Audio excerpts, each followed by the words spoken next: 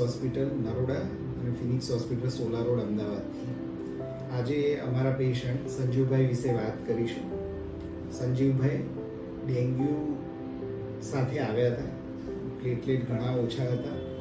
એ સિવાય બીજા બધા મલ્ટિપલ ઇશ્યુઝ હતા, જેમ કે બ્લડ પ્રેશર ઓછું હોવું, કિડની પર સોજો હોવો, ઇવન લેટર સ્ટેજમાં એની ઇફેક્ટ બ્રેન પર પણ હોવી.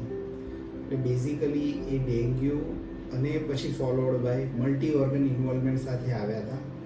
એમની ખૂબ જ એગ્રેસિવ ટ્રીટમેન્ટ કર્યા બાદ 7 દિવસ આઈસીયુમાં રાખવા પડે અને પછી વોર્ડમાં રાખીને આજે 11 દિવસે અમે એમને ડિસ્ચાર્જ કરીએ છીએ. તો અત્યારની સિઝનમાં જે ડેન્ગ્યુ, મેલેરિયા, ચિકનગુનિયા કે ફ્લૂના દર્દી આવી રહ્યા છે, ઇનિશિયલ ટ્રીટમેન્ટમાં જો સારું ના લાગે, પેશન્ટની કન્ડિશનમાં ન સુધારો થાય, તો એમને જરૂરિયાત પડે તે પ્રમાણે વેળાસર જો યોગ્ય આઈસીયુમાં યોગ્ય ક્રિટિકલ કેર ટીમની ટ્રીટમેન્ટ હેઠળ લાવવામાં આવે તો આ રીતના મલ્ટી ઓર્ગન ઇન્વોલ્વમેન્ટવાળા કેસમાં પણ છે ને સારું રિઝલ્ટ મળતું હોય. આપણે સંજીવભાઈ જોડે જ વાત કરીશું. સંજીવભાઈ, કેવી કન્ડિશનમાં લાવ્યા હતા તમને? ખરાબ કન્ડિશન હતી. કઈ યાદ છે?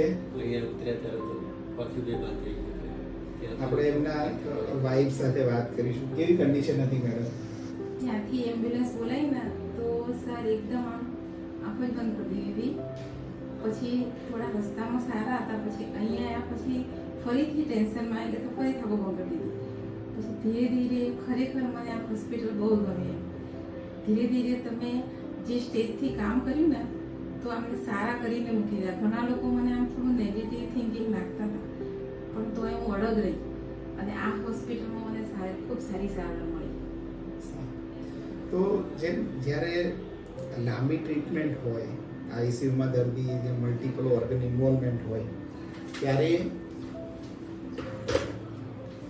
દર્દીની સાથે દર્દીના રિલેટિવને પણ આ રોગની ગંભીરતા સમજવી, રોગની વિગત સમજવી, શું ટ્રીટમેન્ટ ચાલી રહી છે, આપણે કયા કયા ચેન્જીસ કરી રહ્યા છે, એ બધી ટ્રીટમેન્ટથી પેશન્ટની પરિસ્થિતિમાં શું ચેન્જ આવી રહ્યો છે, આ બધી વસ્તુ પણ એટલી જ મહત્વની હોય છે. જેમ કે સંજીવભાઈના કેસમાં એમના વાઇફ શરૂઆતથી ઇન્વોલ્વ હતા અને એમને બધી જ વસ્તુ બહુ જ પારદર્શિતાથી કહેવામાં આવી હતી.